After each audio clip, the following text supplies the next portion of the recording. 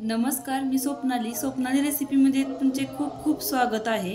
आपण बनवणार आहोत शाबू आणि बटाट्याचे पळी पापड।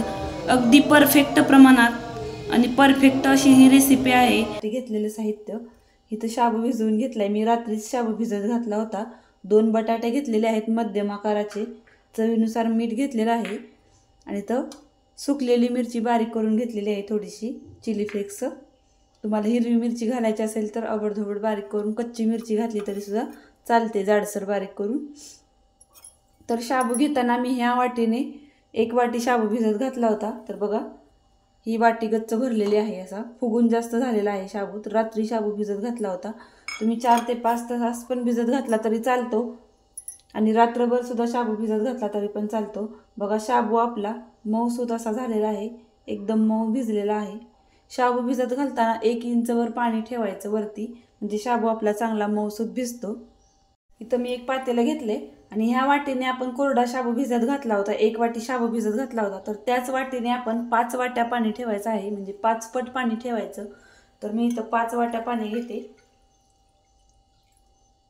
पातेल्यात बघा गच्च भरून अशा 5 वाट्या पाणी घ्यायचं। 5 वाट्या पाणी घेतले, आता आपण हे पाणी उकळून घेऊया। ताट झाकून याला चांगली खळखळून उकळी येऊ देऊया। पाण्याला उकळी येते तोपर्यंत आपण बटाट्याची साल काढून खिसून घेऊया। आपण बटाटा साल काढून घेऊया अगोदर।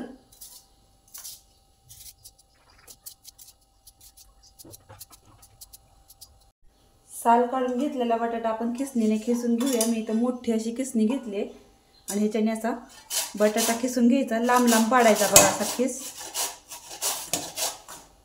बघा ह्या पद्धतीने आपण सगळा खिसून घेऊया।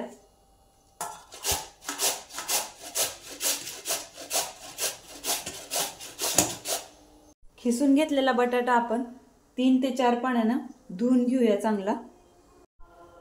बटाटा खिसून चांगला 3 ते 4 पाण्याने स्वच्छ असा धुवून घेतलाय आपण आणि पाण्यामध्येच ठेवून देऊया आपण असा 5 ते 10 मिनिटं। त्याला बटाटा पाण्यामध्ये ठेवल्यामुळे काळा पडत नाही किंवा लाल सुद्धा पडत नाही, आपले पापड पांढरे शुभ्र होतात। त्याच्यामुळे आपण शाबूमध्ये टाकेपर्यंत पाण्यामध्येच ठेवून द्यायचा। आपलं बटाट्याचं काम होईपर्यंत इकडे पाण्याला सुद्धा खळखळून उकळी आलेली आहे बघा। गॅस कमी करायचा आणि हा शाबू आता ह्याच्यामध्ये आपण टाकून घ्यायचा।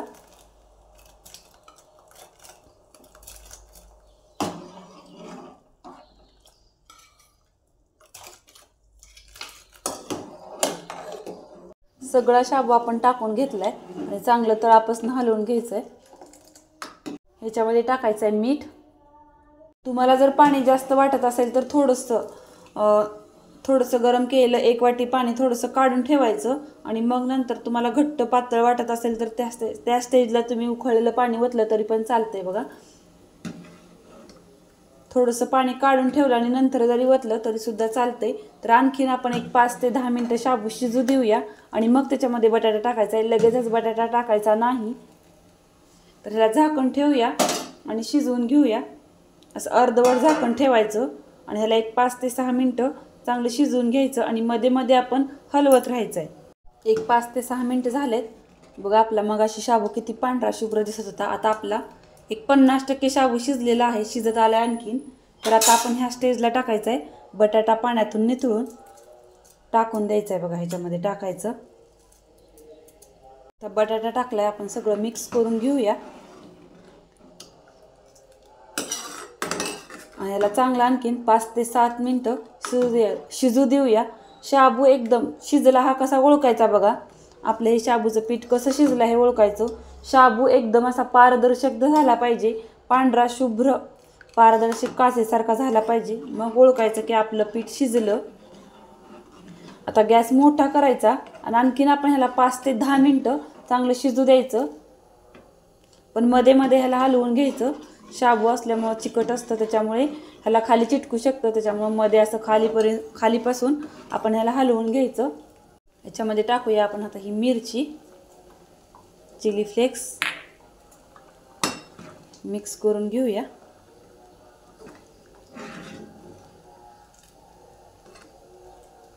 ह्याला चांगलं 10 मिनिटं शिजू देऊया। बारीक गॅसवर ह्याला झाकण ठेवून 10 मिनिटं आपण शिजवून घेऊया। बघा आणखीन 10 मिनटं झालेले आहेत आणि आपला शाबू आणि बटाट्याचं मिश्रण सुद्धा हे चांगलं शिजलेलं आहे. शाबू अगदी पारदर्शक झालाय बघा, काचेसारखा, की आपला शिजलेला ओळखायचा. आणि पाणी सुद्धा आपलं बरोबर झालेलं आहे. अगदी पातळही झालेलं नाही आणि घट्टही झालेलं नाही. बघा काय मस्त असं आपलं मिश्रण झालेलं आहे शाबू बटाट्याचे पळी पापड. आता आपण घालायला घेऊया, पापड घालायला घेऊया. एक 5 ते 10 मिनटं वाफ जाऊ देऊया आणि मग आपण लगेच घालायचे आहेत पापड. बघा इथं मी खाली प्लास्टिक पेपर हातरून घेतलाय बघा, असा स्वच्छ धुवून. प्लास्टिक पेपरवर किंवा तुम्ही कॉटनच्या साडीवर किंवा कॉटनच्या ओढणीवर सुद्धा घालू शकता. तर आपलं पीठ थोडंसं थंड होऊ देऊया आणि लगेच गरम गरम प्लास्टिक पेपरवर घालायचं नाही, जास्त पण गरम, कारण आपण प्लास्टिक पेपरवर घालतोय ना, त्याच्यामुळे आपण थोडीशी वाफ गेल्यानंतर मग हे घालायला घ्यायचे, तरवून द्यायचे. लाल मिरची घातल्यामुळे दिसायला सुद्धा खूप छान दिसते आणि चवीला सुद्धा खूप छान लागते. बघा ह्या पद्धतीने आपण असे पापड घालून घेऊया. पाण्याचं प्रमाण अगदी परफेक्ट झालेलं आहे बघा आपलं, जास्तही झालेलं नाही आणि अगदी कमीही झालेलं नाही. आणि असे छोटे छोटे आपण पापड घालून घेऊया. जास्त पण मोठे घालायचे नाहीत, तळून जास्त मोठे होतात. कडकडीत उन्हामध्ये आपले 2 दिवस चांगले पापड सुकलेले आहेत. बघा काय मस्त असे आपले पापड झालेले आहेत. अगदी जाड सुद्धा झालेले नाहीत जास्त आणि जास्त पातळ सुद्धा झालेले नाहीत. खूप छान असे झालेले आहेत आणि चांगले कडकडीत 2 दिवस आपण उन्हामध्ये सुकवून घेतलेत. चला मग आपण ह्यातलेच थोडेसे पापड तळून बघूयात.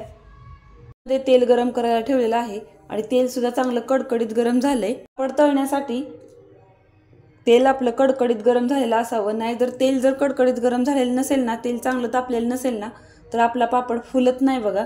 तर आता आपण तेल चांगलं तापले, एक पापड टाकून बघूया. बघा काय मस्त आपला पापड दुप्पट फुलतो. 7 ते 8 पापड मी तुम्हाला तळून दाखवते बघा, काय मस्त असे फुलतात आणि पांढरे शुभ्र असे झालेले आहेत बघा.